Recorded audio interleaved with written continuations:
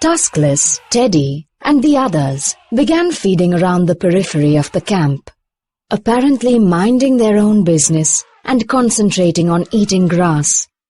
However, Tuskless surreptitiously turned the tip of her trunk towards the kitchen and the tents to smell what and who was there. Wafting from the place where the food was kept was the delicious odor of very ripe bananas. Tuskless loved bananas. She had first tasted them at the lodge feeding place, where a man came twice a day with a wheelbarrow full of vegetable and fruit scraps. These were usually peels and old outer leaves of lettuce and cabbages. But one day there was a whole stalk of overripe, almost fermented bananas. Tuskless liked the smell immediately, plucked one off the stalk, popped it in her mouth, and savored the sweet taste. She managed to eat most of them, sharing as few as possible with the others. From that day on, she particularly sought out bananas. On this evening, the smell was irresistible. She moved closer to the kitchen, a flimsy structure made out of a few wooden posts, sisal poles, chicken wire, and roofing felt. She could smell other good things as well: pineapples, oranges, and various vegetables. She also noticed that it was unusually quiet in the camp tonight. There were no voices, and there was no strong, immediate smell of humans. She stopped feeding and rumbled gently.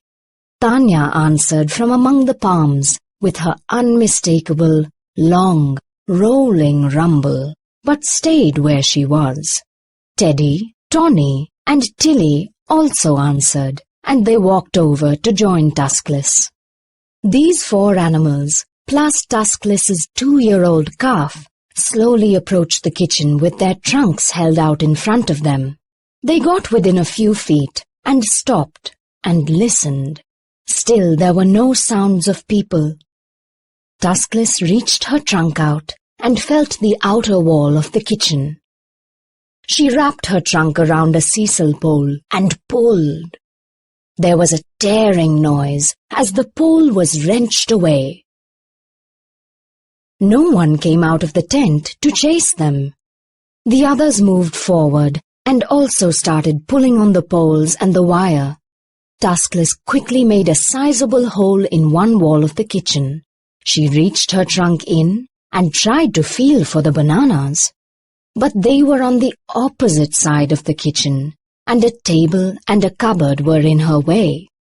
She became impatient and leaned her head against the wall and pushed. The building swayed before collapsing sideways. The bananas were under the tilted-over wall and roof, but Tuskless was undeterred.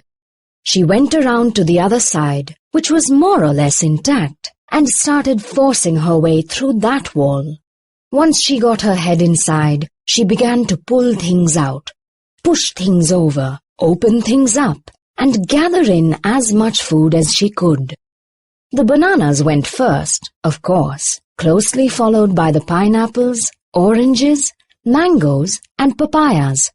These fruits, even large pineapples, could be placed whole in the mouth and crushed in the huge grinding molars with a great gush of juice. It was near ecstasy. The vegetables, carrots, potatoes, tomatoes, onions, lettuces, cabbages, cauliflowers, cucumbers, avocados, string beans, zucchini, eggplants went soon after. Most of the fruits and vegetables were stored in tin trunks, but this posed no problem for an elephant. The tin trunk was lifted up and turned upside down and stepped on a bit and kicked about if necessary until it disgorged its contents. Once the fresh produce was finished, Tuskless began to search around for other delicacies. She could smell bread and cookies and crackers in one wooden cupboard. This was knocked down and smashed open. The bread was quickly snatched up, and then the cookies and crackers were eaten. box or plastic bag, and all. Next, a small camping fridge and a cooler were crushed, but neither contained anything interesting. Another cupboard with glasses and plates in it was tipped sideways, and broken glass joined the other wreckage on the dirt floor of the kitchen.